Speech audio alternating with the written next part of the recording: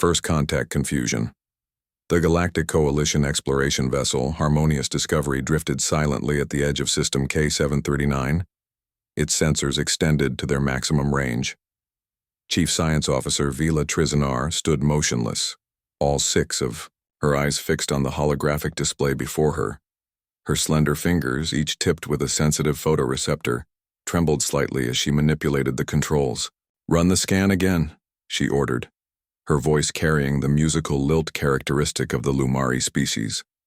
Her second-in-command, Specialist Drav, a bulbous Mithran whose gelatinous body rippled with concern, approached the console. "We've already run it 4 times, Chief. The readings remain consistent." "That's precisely what concerns me," Vila replied. "According to our database, this system should be uninhabited. The third planet is classified as Category X, extreme environmental conditions incompatible with advanced life development. Yet, the sensors showed something impossible, artificial signals originating from that very planet. Not just simple radio waves, but complex encrypted transmissions. And more alarmingly, evidence of space traffic throughout the system. Traffic that somehow had gone completely undetected by Coalition monitoring stations." Captain Lorak entered the science bay, his crystalline exoskeleton catching the light. As a Tellurian, he was among the hardiest species in the Coalition, capable of surviving in environments that would kill most sentient beings within minutes. "Report," he said simply. Vila gestured to the display. "Sir, we're detecting signs of an advanced civilization originating from the Category X planet. Impossible by all our understanding." Lorak studied the readings, crystal brow furrowing. Category X designation was assigned 5 centuries ago. Could the classification be an error? "No, sir." Vila pulled up the original survey data. The planet has 1.1 standard gravity units, oxygen-nitrogen atmosphere at toxic concentrations for most species, extreme temperature variations, high background radiation, powerful electromagnetic field disturbances, and aggressive biodiversity. The original survey team recommended permanent quarantine as a death world.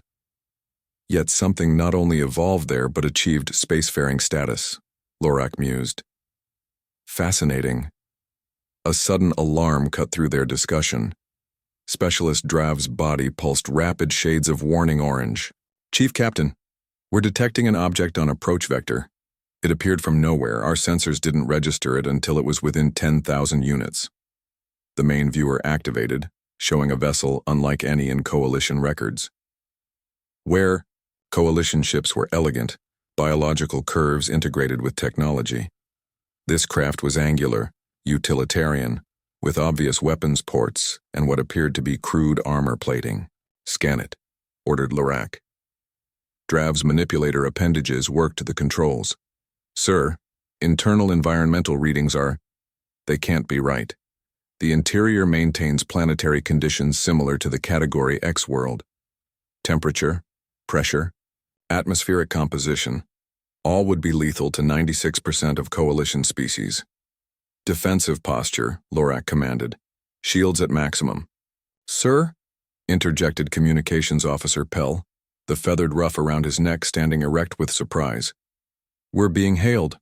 They're transmitting in standard Coalition protocol frequencies. How would they know those?" Lorak straightened, his frame. On screen. The viewer shifted to show a being so strange that several bridge officers instinctively moved back.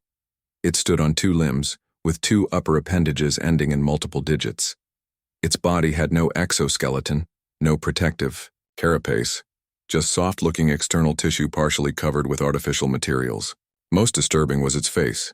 Flat with 2 forward-facing eyes, a protruding nasal structure, and a mouth filled with omnivorous teeth.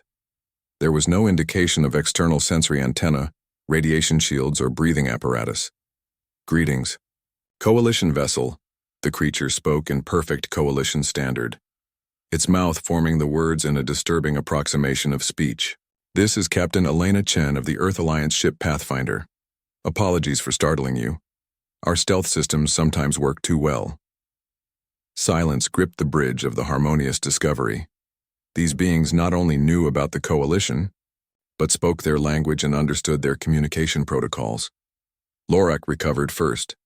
"This is Captain Lorak of the Galactic Coalition exploration vessel, Harmonious Discovery. We were unaware of any sentient civilization in this system." The creature, Captain Chen, smiled, revealing more teeth. Several junior officers flinched at the display. "Yes, we gathered that," she replied. "Your coalition charted our system centuries ago and labeled it uninhabitable without bothering to check for intelligent life. We've been watching your ships pass by for decades, waiting for someone to notice us." Vila stepped forward. "Forgive my intrusion, but you claim to originate from the third planet, the Category X world." "Earth?" "Yes, that's our home world," Chen answered casually, as if discussing the most normal thing imaginable rather than a revelation that challenged fundamental coalition understanding of evolutionary biology. "But the conditions," Vila began, "are perfectly comfortable for us," Chen finished. "Though I understand they might be challenging for most coalition species. We've been studying you for some time." Captain Lorak's crystalline form stiffened, a sign of alarm among Tellurians. "Studying us? How?" Chen's expression became apologetic. "We have observation posts throughout coalition space. Small, stealthy. We needed to understand what we were dealing with before making official contact. The implications stunned the bridge crew. These beings had been watching them, gathering intelligence, all while remaining completely undetected. "We should continue this conversation in person," Chen suggested. "Would you be comfortable sending a delegation to our vessel? We can adjust a meeting room to coalition standard environmental conditions." Lorak exchanged glances with his senior officers. Protocol demanded caution, but scientific curiosity and diplomatic opportunity prevailed. "We accept," Lorak decided. "Chief Science Officer Vila will lead our delegation." "Excellent," Chen replied. "We'll transmit docking coordinates. And please, bring your environmental suits. While we can adjust room temperature and atmosphere, our ship maintains Earth-normal conditions in most areas, which I'm told would be quite uncomfortable for your species." The transmission ended, leaving the bridge in contemplative silence. "A death world species," whispered Drav, his gelatinous form trembling. "The stories say such beings are impossibly strong, resistant to damage that would kill us instantly. Stories are often exaggerated," Vila said, though she didn't sound convinced. "Prepare the environmental suits, full protection protocols." 2 hours later, Vila led a small team through the airlock connecting to the human vessel. Despite their environmental suits being rated for extreme conditions, she felt vulnerable. Coalition wisdom held that nothing intelligent should exist on Category X worlds, let alone thrive enough to achieve space travel. The airlock cycled, and the inner door slid open. Captain Chen stood waiting, accompanied by 2 other humans. None wore protective gear of any kind, despite the environmental differences between their species. "Welcome aboard the Pathfinder," Chen said, making a strange gesture with her upper appendage. "I'm honored to host the first official coalition delegation to human space." Vila performed the traditional 6-point greeting of her people, though the suit made it somewhat awkward. "The honor is ours, Captain. Your existence represents an extraordinary scientific discovery." Chen smiled again. Vila was beginning to suspect this was not an aggressive display but some form of social communication. "We get that a lot. Please follow me to the conference room." As they walked through the corridors, Vila's scientific mind raced to catalog observations. The ship's interior was utilitarian but not primitive. Screens displayed data in a language she didn't recognize. Crew members moved with purpose, some nodding respectfully as they passed. "The room ahead has been adjusted to coalition standard environment," Chen explained as they approached a door. "You can remove your suits if you wish, though it's not required." The conference room was spacious, with a large table surrounded by chairs of various designs, clearly built to accommodate different physiologies. Environmental readouts on Vila's suit confirmed that conditions were indeed within safe parameters for coalition species. "You seem remarkably well prepared for visitors you weren't expecting," noted Security Officer Talek, the most suspicious member of the delegation. "We've been preparing for first contact for generations," replied one of the other humans, an older male with white facial hair. "I'm Dr. Marcus Williams, xenobiologist. We've had ample time to study coalition species from afar." "How?" Talek demanded. "Our monitoring systems would have detected your observation posts." The third human, a tall female with darker skin, stepped forward. "I'm Commander Sophia Jackson, Intelligence Division. To answer your question directly, your systems are designed to detect technology similar to your own. Our approach is fundamentally different." "Different how?" asked Vila, professional curiosity overcoming diplomatic caution.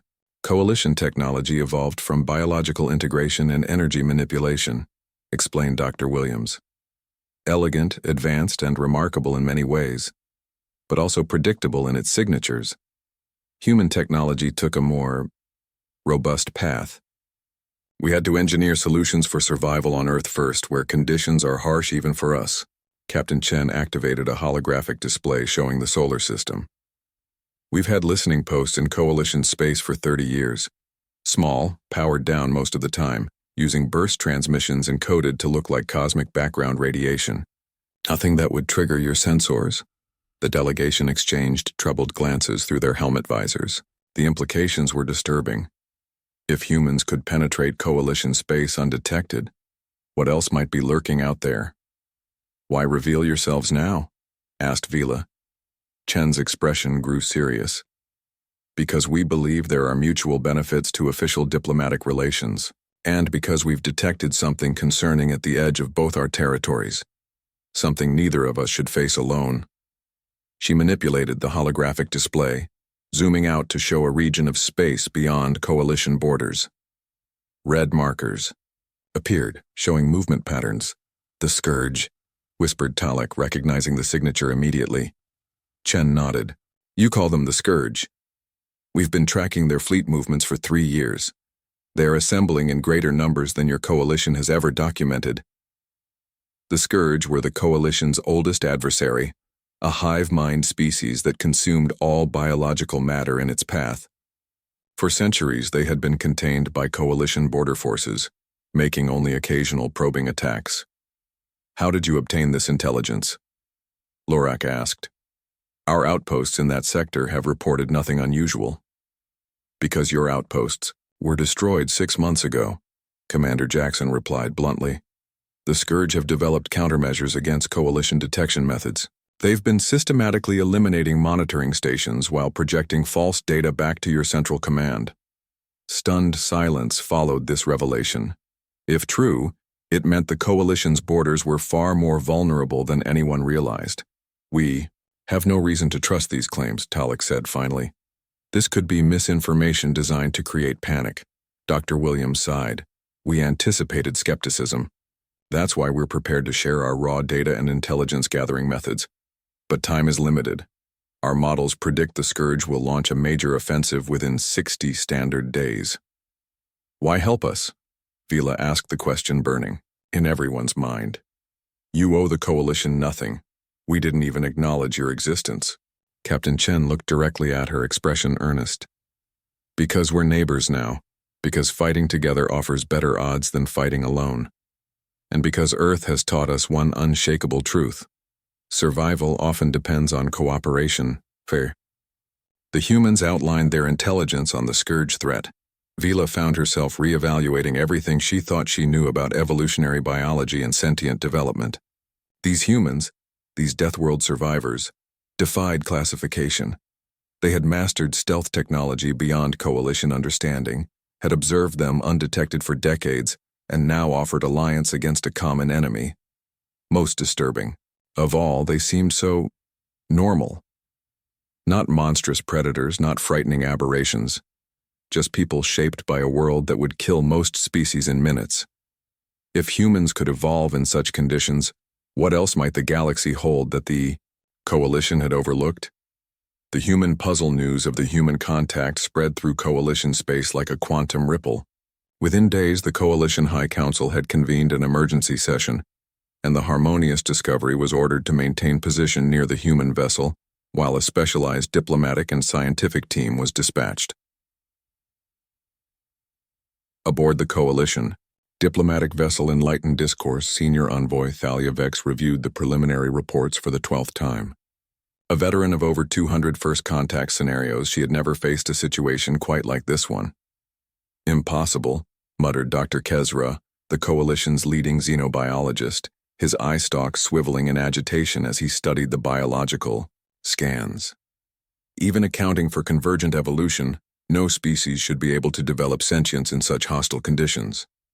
Thalia glanced at the holographic display showing Captain Chen's image. Yet, here they are. The question is not whether they exist, Doctor, but what their existence means for our understanding of the universe. The diplomatic vessel carried 28 specialists from 12 coalition species, including cultural anthropologists, military, advisors, and technological experts. All had been chosen for their adaptability and open-mindedness, qualities that would be sorely tested in the days ahead. "We'll be arriving at the rendezvous coordinates in 30 minutes, announced Captain Melloran, her translucent skin pulsing with the blue hues of professional focus. The human vessel Pathfinder is already in position, as is the Harmonious Discovery. Thalia nodded. Prepare the contact team. Full environmental protocols. As the ship decelerated toward the meeting point, Dr. Kezra approached Thalia, holding a data tablet. Senior Envoy, I've completed my analysis of the medical data from the preliminary contact. You should review it before meeting the humans. The file contained biological scans taken discreetly during the first meeting. Thalia's eyes widened as she read. Is this accurate? She asked. Triple verified, Kezra confirmed. Their biology is remarkable. Their cellular structure contains self-repair mechanisms far more efficient than anything in our database. Their skeletal system is reinforced with calcium deposits that make it surprisingly durable. Their skin, while appearing fragile, contains multiple defensive layers against radiation, chemical exposure, and temperature variation. Most concerning, he continued, lowering his voice, is their neurological structure. Their pain threshold is extraordinarily high, and they possess cognitive override capabilities that allow them to function even with injuries that would incapacitate most species. Thalia closed the file. You're describing a perfect biological weapon, Doctor. I'm describing a species evolved to survive conditions that would kill any coalition member, Kezra corrected. Whether that makes them weapons or potential allies remains to be seen. The diplomatic shuttle docked with the human vessel 2 hours later. This time the humans had prepared a more formal reception. Captain Chen stood at the head of a line of officers in pressed uniforms, flanked by what appeared to be ceremonial flags. Senior Envoy Vex, Chen greeted as Thalia emerged from the airlock in her environmental suit. On behalf of the Earth Alliance, I welcome you and your delegation. Thalia performed the Coalition's universal greeting gesture. Captain Chen, the Coalition extends its hand in friendship and mutual discovery. The diplomatic pleasantries continued. As the humans led them to a larger conference room, this one more elaborately prepared. Coalition-compatible refreshments had been synthesized, and informational displays had been translated into Coalition standard. You've gone to considerable effort to accommodate us, Thalia observed as they took their seats. We believe in starting relationships on the right foot, replied a new human, who introduced himself as Ambassador Marcus Reeves. Older than Captain Chen, with darker skin and gray hair, he carried himself with quiet authority. We've had ample time to prepare, after all. The meeting began with formal introductions and diplomatic protocols. The humans presented extensive data confirming their observations about the Scourge Fleet movements, including evidence of destroyed coalition outposts, transmitting false signals. Military advisor Gorvan, a hulking Drexian whose species specialized in strategic defense, leaned forward, his armored plates clicking with interest. This intelligence is concerning if verified. How did your vessels penetrate Scourge territory without detection? Our stealth technology has proven inadequate against their sensory arrays. Commander Jackson, the human intelligence officer, activated a holographic display showing a vessel design unfamiliar to the Coalition delegation. This is our Wraith-class reconnaissance ship, she explained.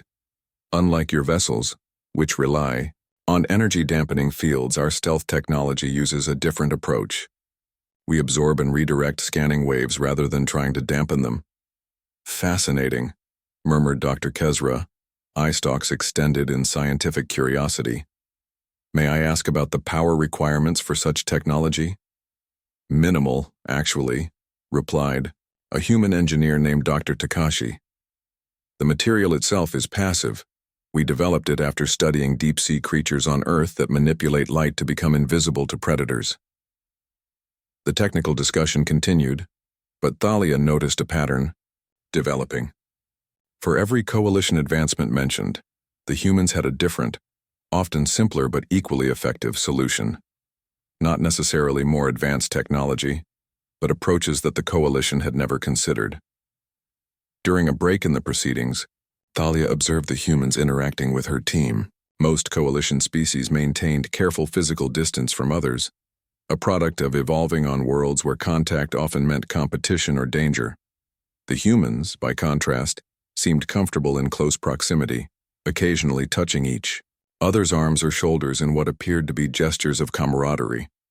Ambassador Reeves approached her, offering a drink in a container compatible with her environmental suit. Your people seem uncomfortable, he observed. Is there something we can adjust in the environment? Not uncomfortable, Thalia corrected. Fascinated, and perhaps a bit intimidated, though they wouldn't admit it. Reeves raised an eyebrow. Intimidated? By us? You evolved on a world that would kill most of us within minutes, she replied. Your casual existence in conditions we find hostile is disconcerting. The ambassador smiled slightly. Perspective is everything, isn't it? To us, your worlds would seem fragile, delicate, beautiful certainly, but lacking the environmental challenges that shaped our development. Before Thalia could respond, an alarm sounded. Captain Chen rushed into the room, her expression tense. We've detected a Scourge scout vessel at the edge of the system, she announced. It appears to be conducting long-range scans. The room erupted in controlled chaos. Military advisor Gorvin immediately activated his tactical display. If a scout has found us, a battle group won't be far behind. We must withdraw and alert Coalition Command. No, Chen said firmly. If we run, we confirm this location as significant. The scout hasn't detected us yet. Our combined signatures probably triggered an automated investigation. What do you propose? Asked Thalia. We hide in plain sight, Chen replied, turning to Commander Jackson. Deploy countermeasures Alpha 7. Within minutes, the humans had activated a system that projected false sensor readings throughout the solar system. Dozens of decoy signatures that would confuse any scanning technology. The Scourge rely on pattern recognition, explained Commander Jackson. Their neural networks can't process randomized data efficiently. These decoys will register as cosmic background noise rather than ships. The Coalition delegation watched in amazement as the tactical display showed the Scourge vessel conducting its scan, then moving on without approaching closer. Impressive, admitted Gorvin reluctantly. But temporary. They'll return with better scanning equipment. By which time we'll be long gone, Chen said, with a proper defense strategy in place. The immediate crisis averted, the meeting resumed. But now the dynamic had shifted subtly. The humans had demonstrated not just technological ingenuity but quick decision-making under pressure, qualities the Coalition valued highly. As the day progressed, Dr. Kezra conducted discrete biological scans with the humans' permission. During the evening meal, the Coalition members eating specially prepared nutrient solutions through adapters in their suits, he approached Thalia with new findings. Senior Envoy, the humans have allowed me to examine their medical database, he said, voice low and urgent. What I've found is, well, you need to see this. He showed her footage of human medical procedures. Thalia watched in horror as the videos displayed humans surviving injuries that would have been instantly fatal to any Coalition species. Massive blood loss, exposure to radiation, limb replacements, even brain surgery with the patient awake and conscious. This can't be real, she whispered. I verified it personally, Kezra insisted. Their medical officer, Dr. Rivera, demonstrated some basic procedures. They routinely survive trauma that would kill any of us, and their recovery abilities. He trailed off, eye stalks quivering. What about them? They can regenerate damaged tissue at rates we thought impossible. Broken bones heal completely.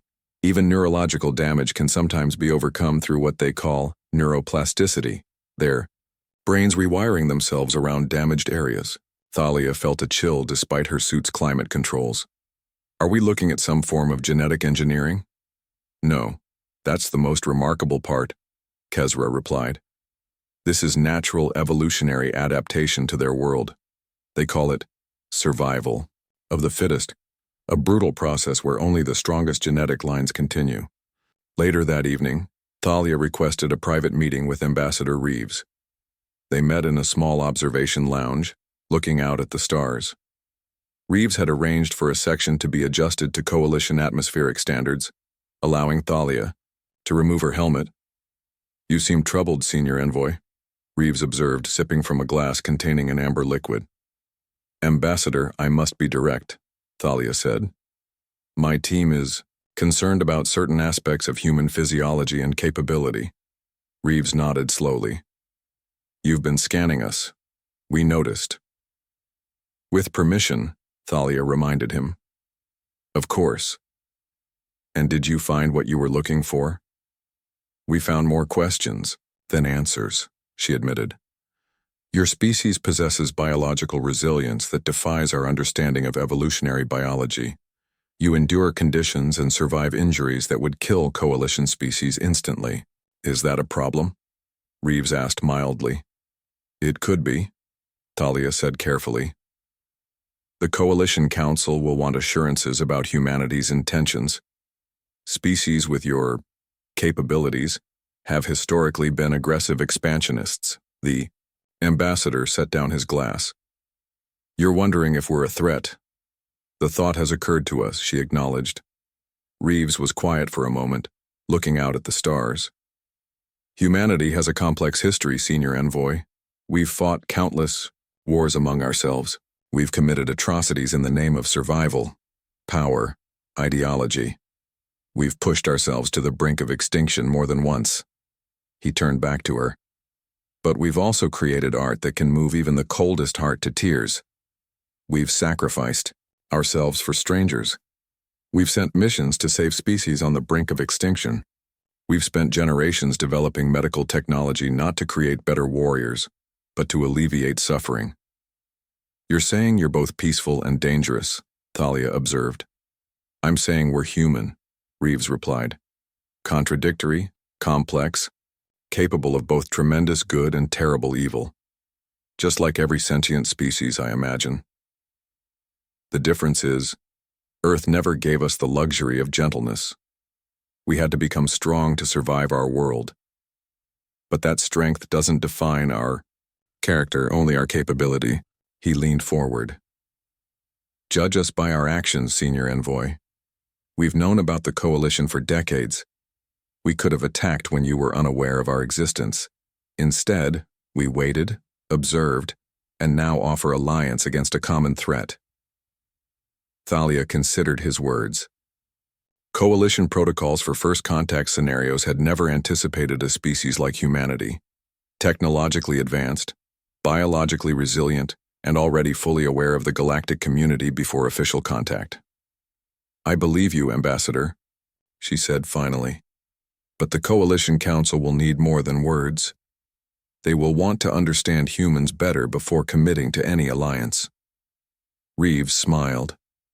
Then perhaps it's time you visited Earth. The suggestion sent ripples of both excitement and apprehension through the Coalition delegation when Thalia reported it the next morning. Absolutely not, protested Security Chief Marvek, his defensive spines fully extended. It could be a trap. Or an unprecedented opportunity, countered Dr. Kezra. No Coalition scientist has ever studied a Category X world up close. The ambassador has offered full diplomatic protocols and safety guarantees, Thalia informed them. They're prepared to adjust an entire facility to Coalition environmental standards. Even so, Marvek insisted, the risk is unacceptable. These humans survive conditions that would kill us instantly.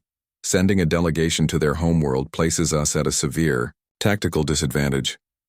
Cultural specialist Zephyr, whose gaseous form swirled with interest, spoke up. From an anthropological perspective, seeing their homeworld would provide invaluable context for understanding human psychology and social structures. No species can be truly understood in isolation from their environment. The debate continued, for hours. Eventually, Thalia made her decision. "I will lead a small team to Earth," she announced. "Dr. Kezra, cultural specialist Zephyr, and military advisor Gorvin will accompany me. The rest of the delegation will remain here with the ships as a precaution." When she informed Ambassador Reeves of her decision, he seemed pleased. "You won't regret this, Senior Envoy," he said. "Earth has its dangers, certainly, but also wonders beyond imagination. We'll depart tomorrow on our diplomatic vessel, the Unity." That night, unable to sleep, Thalia recorded her personal log. Contact Day 3. Tomorrow we journey to Earth, a world classified as Category X, uninhabitable by Coalition standards.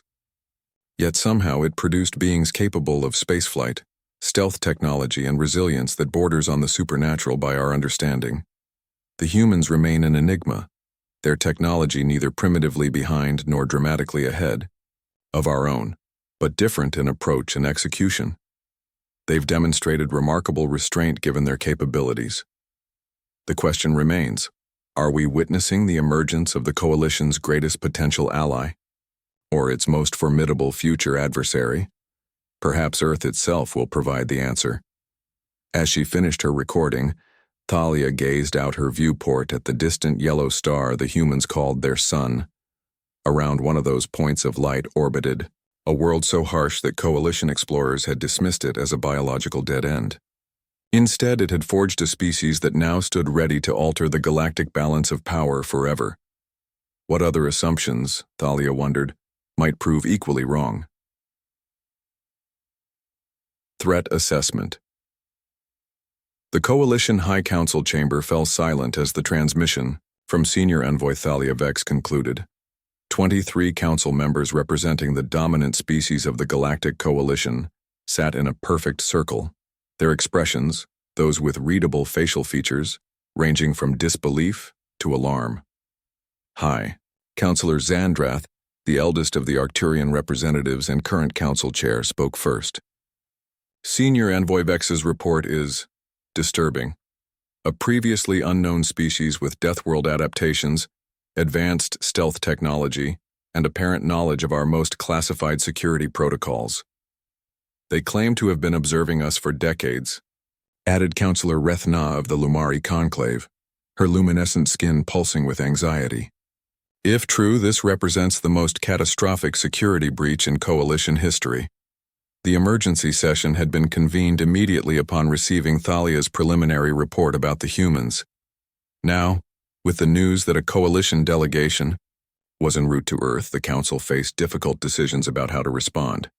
"I move that we dispatch the 9th Fleet to the human solar system immediately," declared Military Councillor Brekthar, slamming his armored appendage on the table. "These humans represent an existential threat to Coalition security." "Based on what evidence?" countered Science Councillor Velnara, her multiple eyes blinking asynchronously in irritation. "That they evolved on a harsh world? That they developed independently of us? Neither constitutes hostile intent." The debate grew heated, with council members dividing into factions. Some advocated immediate military response, others cautious observation, and a very few, suggested embracing the humans as potential allies against the Scourge threat. In a quiet corner of the chamber, Strategic Assessment Director Krell observed the proceedings with detached interest. As head of the Coalition's Intelligence Division, he had been analyzing the human situation since the first report arrived. Director Krell, High Councillor Zandrath called, "The Council would benefit from your analysis." Krell moved to the central podium, his segmented exoskeleton clicking softly with each deliberate step. Unlike most council members prone to emotional outbursts, Krell's species valued cold logic above all else. "Honored Council," he began, his voice mechanically precise. I have conducted a comprehensive threat assessment based on all available data regarding these humans. My findings are as follows. The chamber's holographic display activated, showing a three-dimensional model of a human. First, their biology. Humans evolved on a Category X world with environmental pressures far exceeding those of any council member species. As a result, they possess extraordinary resilience.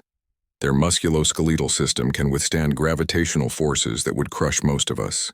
Their integumentary system, skin, resists radiation, temperature extremes, and chemical exposure at levels that would be instantly fatal to coalition species. The display shifted to show human medical procedures. Several council members turned away in revulsion. Their medical technology is both primitive and advanced. They still perform invasive surgery and mechanical repairs to their bodies, yet they can survive and recover from injuries that would mean certain death for us. Their immune system adapts to new pathogens with remarkable speed, and they practice deliberate exposure to weakened disease agents as preventative measures.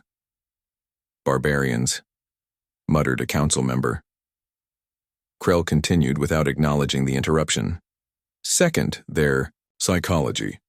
Humans display cognitive patterns consistent with apex predator species, goal-oriented, territorial, hierarchical, yet they simultaneously demonstrate unusually strong cooperative behaviors, abstract thinking, and ethical frameworks that restrain their predatory instincts.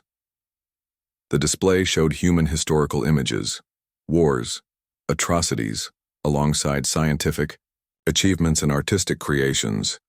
Their history is defined by violence, yes, but also by remarkable scientific and cultural progress, despite that violence.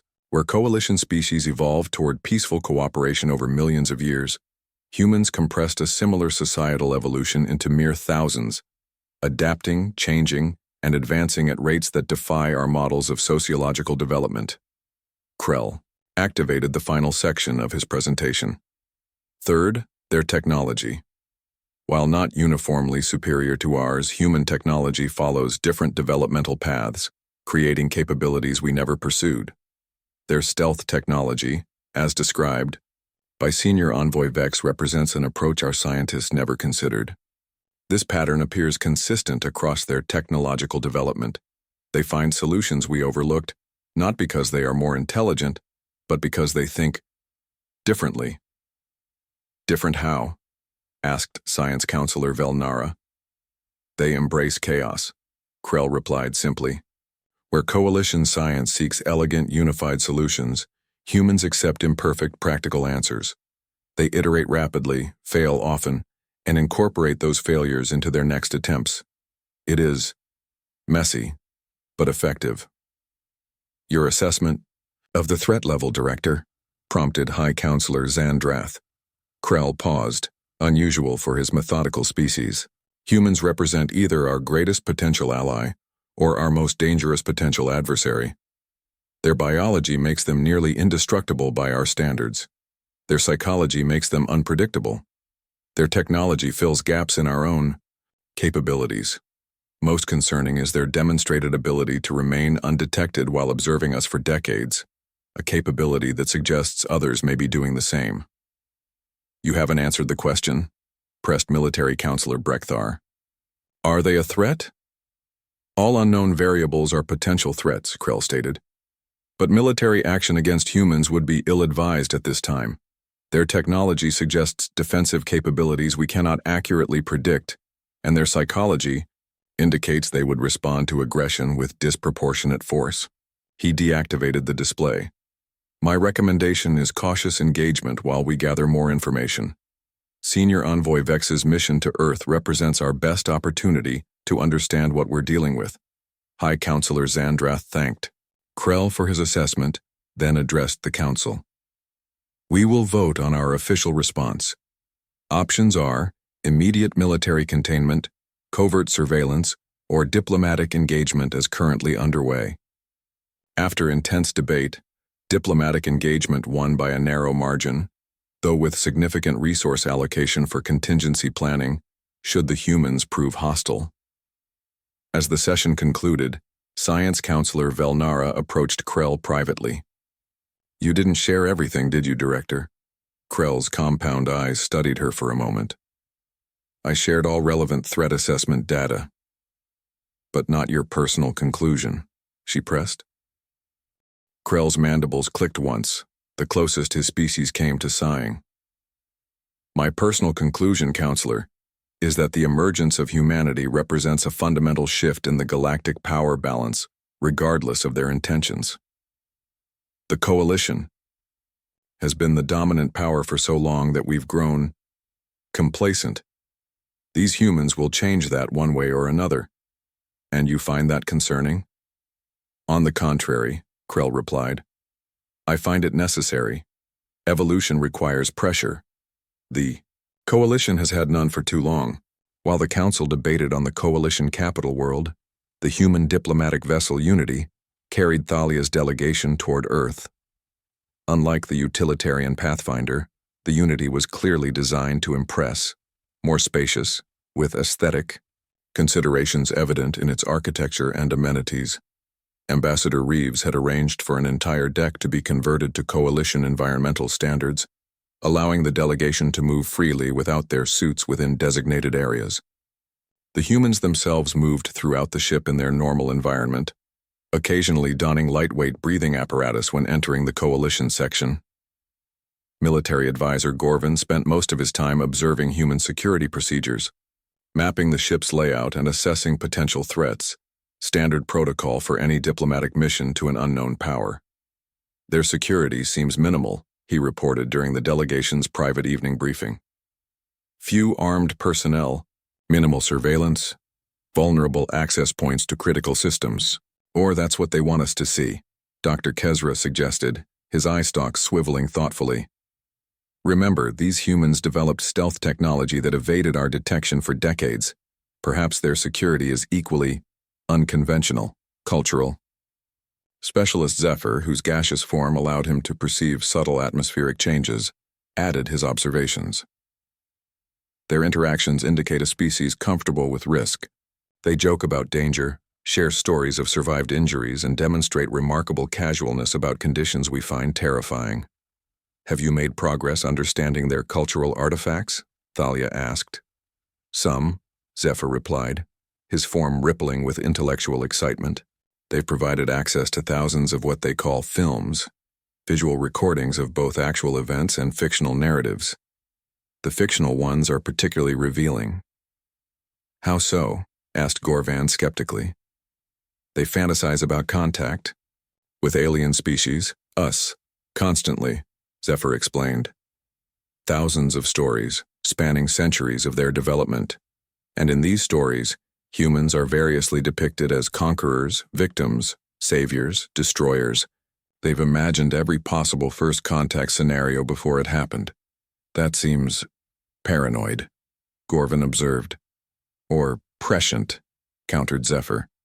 They were preparing psychologically for a moment their science hadn't yet made possible. Their discussion was interrupted by a communication request from Ambassador Reeves. When Thalia accepted, his image appeared on the main display. Senior Envoy will be entering Earth's solar system within 6 hours, he informed them. Captain Dillon suggested you might want to observe our approach from the bridge. We would be honored, Thalia replied formally. Excellent. And Dr. Kezra, our medical team has prepared those comparative physiology demonstrations you requested. They'll be ready after we establish orbit. When the transmission ended, Gorvin immediately voiced his concerns.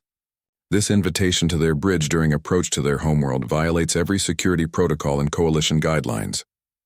Which is precisely why we should accept, Thalia replied.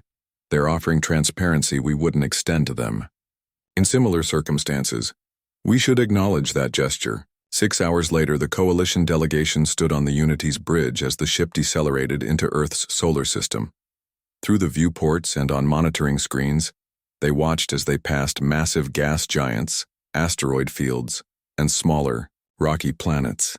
This solar system has remarkable diversity, observed Dr. Kezra. Instruments recording everything. 8 major planets, numerous dwarf planets, complex asteroid distributions, and signs of human activity throughout, added Gorvin, pointing to artificial structures visible around several planets and moons. Mining operations, Research stations, what appear to be military outposts. Captain Dillon, a broad-shouldered human with dark skin and a formal bearing, approached them. We've established colonies on Mars, that's the 4th planet, and Venus, the 2nd. Research bases on several moons of Jupiter and Saturn. Mining operations throughout the asteroid belt. All this in only 50 years of space travel? Thalia asked, surprised by the extent of human expansion. We move quickly when motivated, Captain Dillon replied with a slight smile. After centuries confined to Earth, the solar system represented opportunity. As they approached Earth itself, the delegation fell silent in awe. The blue-green planet, swirled with white cloud formations, orbited its yellow star at what should have been an uncomfortably close distance by coalition habitability standards. Home, said Ambassador Reeves softly, coming to stand beside them. Population 9.7 billion. Average surface temperature ranging from 60 to +50 degrees Celsius, depending on location and season. Such temperature variation on an inhabited world, murmured Dr. Kezra. How do your people adapt? We build, Reeves replied simply. Shelters against the cold, cooling systems against the heat, walls against predators, bridges across waters, tunnels through mountains. When Earth challenges us, we engineer solutions. The ship entered orbit, and the view became even more impressive. Earth's night side sparkled with countless lights marking human settlements. Orbital stations and satellites formed complex patterns around the planet. Ships of various sizes moved in organized traffic lanes between Earth and its moon, where a sprawling colony was clearly visible. Your lunar colony is extensive, noted Thalia. Luna colony, population 3 million, confirmed Ambassador Reeves. Our first permanent off-world settlement established 30 years ago. The statistics were staggering. The coalition had existed for millennia, spreading carefully and deliberately through suitable worlds. Humans had exploded from their homeworld. In mere decades, settling environments that coalition species would consider hostile or uninhabitable. We'll be transferring to a shuttle momentarily, Captain Dillon informed them. Ambassador Reeves will accompany you to the Diplomatic Reception Center in Geneva, where you'll meet with Earth Alliance representatives. As they prepared to board the shuttle, Thalia received an encrypted communication from Director Krell. The message was brief but clear. Coalition Council approves continued diplomatic engagement. Exercise caution. Assess military capability without revealing interest. Determine if Scourge intelligence is genuine or manipulation tactic. The shuttle journey through Earth's atmosphere provided the first direct experience of the planet's conditions. Despite the shuttle's compensators, the delegation felt the increased gravity as a constant pressure. Outside, atmospheric storms buffeted the craft with forces that would tear apart vessels designed for more hospitable worlds. Is this weather normal? Asked cultural specialist Zephyr, his gaseous form compressed into a more compact shape by the gravity. Just some light turbulence, replied the human pilot casually. Spring weather patterns, nothing concerning. Through the viewport, the delegation watched lightning strike across massive cloud formations with energy discharges powerful enough to disable coalition electronic systems.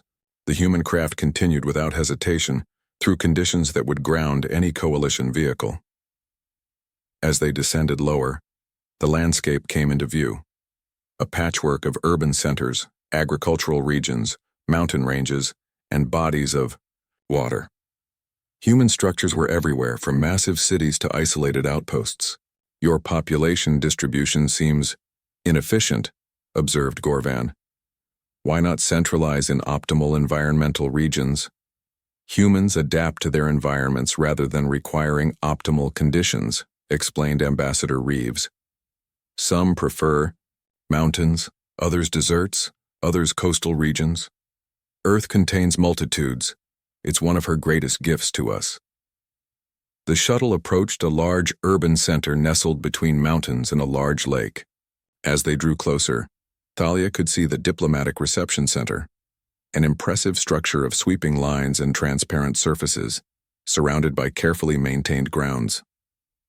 Welcome to Geneva, Ambassador Reeves said as the shuttle touched down. Earth Alliance diplomatic headquarters and your home for the next week. As they disembarked, the delegation experienced Earth's full gravity and atmosphere for the first time, their environmental suits compensating, but not entirely eliminating the sensation of heaviness and pressure. The center's coalition wing has been prepared to your environmental specifications, Reeves assured them. But if you're feeling adventurous, we've also created observation areas where you can safely view Earth conditions without full protection. A delegation of high-ranking human officials waited to greet them. Political leaders, scientific authorities, and military commanders representing Earth's major nations and alliances. The formality of the reception indicated the seriousness with which humans viewed this first official contact. Earth Alliance President Chandra stepped forward first, a woman of medium height with brown skin and gray-streaked black hair. Senior Envoy Vex, on behalf of humanity, I welcome you and your delegation to Earth. This day marks a historic milestone for both our peoples. Thalia performed the coalition formal greeting. President Chandra, the Galactic Coalition extends gratitude for your welcome and hopes for productive dialogue between our civilizations. As the formal introductions continued, Thalia couldn't help but notice the diversity among the humans, variations in skin color, physical builds, clothing styles, and cultural signifiers far exceeding the differences between entire species in the coalition. You seem surprised by something, Ambassador Reeves noted quietly. Your species shows remarkable variation, Thalia replied. In the coalition, member species are internally consistent, with clear evolutionary adaptations to their home environments. Reeves smiled. Earth has no single environment to adapt to, it has thousands. Different human populations evolved slight variations to suit their local conditions over thousands of years. We consider this diversity one of our greatest strengths. The formal reception concluded with an announcement that detailed briefings would begin the following day, covering Earth's history, governance, technology, and the growing scourge threat. The delegation was then escorted to their quarters in the coalition wing. Once alone, the delegation members removed their helmets, the room's atmosphere calibrated perfectly to their needs. Initial impressions? Thalia asked her team. Gorvin spoke. First, his military assessment direct. They've shown us exactly what they want us to see, a unified, organized civilization eager for diplomatic relations.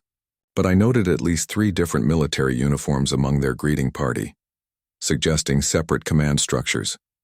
Their unity may be more recent or more fragile than they portray. Their biological diversity is unprecedented, added Dr. Kezra. No coalition species exhibit such variation within a single genetic lineage. It suggests an evolutionary history of isolated populations facing different selection pressures before reuniting. Their cultural expressions are similarly diverse, offered Zephyr. Different languages, customs, symbolic displays, yet they function as a cohesive unit despite these differences. Most interesting. Thalia considered their observations. Tomorrow we begin formal briefings. Remember our dual objectives. Establish diplomatic relations while assessing both the scourge threat and humanity's true capabilities. That night, as her teammates rested, Thalia recorded another personal log. Earth Day. We've arrived on a world that defies categorization. By coalition standards, Earth should be uninhabitable, gravity too strong, atmosphere too rich in reactive gases, temperature variations too extreme, radiation levels too high. Yet humans not only survive here, but thrive, building civilizations across environments that would kill any coalition species in minutes without protection. Most disconcerting is the casual attitude with which they regard these conditions. What we see as deadly, they see as normal. What we consider extraordinary resilience, they consider basic survival. The implications are profound. A species that considers hardship normal may view the galaxy very differently than those of us who evolved in gentler circumstances. Tomorrow we learn their history. I suspect it will explain much about who these humans are and what they might become, walking among giants. The historical briefing began with darkness and ended with light, literally. The coalition delegation sat in a specialized viewing chamber as the human presenters dimmed the